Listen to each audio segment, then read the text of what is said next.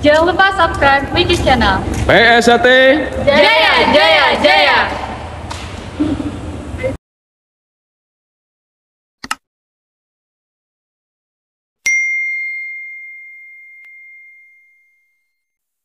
Assalamualaikum warahmatullahi wabarakatuh. Sugeng siang, salam persaudaraan buat dulur-dulur semua dimanapun berada. Beredar dan saya sendiri juga upload putusan MA. Itu intinya gini, buat dulur semua, berarti masalah hukum di PSHT sudah final, sudah kelar. Jadi tidak ada gugat menggugat, tidak ada lagi serang menyerang. Intinya sudah final, fix.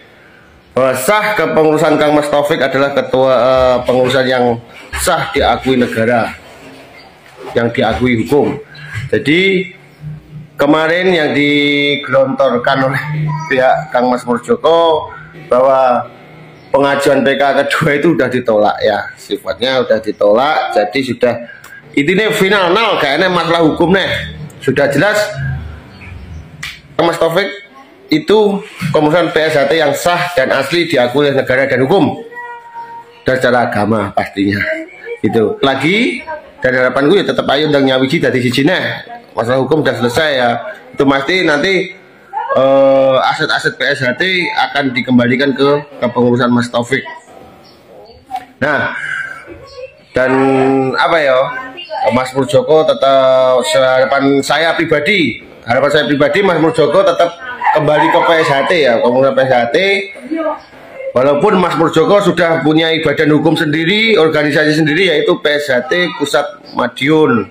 Beda loh ya lor, PSHT sama PSHT-PM. PSHT itu Persaudaraan Setia Hati Terate, PSHT-PM itu Persaudaraan Setia Hati Terate Pusat Madiun. Gitu. Jadi dulu-dulu harus belajar lebih cerdas lagi. Nah, dalam konten ini saya tidak ingin membeda-bedakan atau mencari salahnya si A si B, tapi harapan saya ayo gak enak dan ora nek wayahe nah dhewe bedane si A si B, gue salah si A si B, saiki yo ayo dadi siji neh. Wis wayahe piye carane PSHT dadi siji neh, organisasine dhewe dikembangne, ajarane organisasi dikembangne. Kayak gitu. Nek ade golek salah liyo si A si B ora nek bari gitu.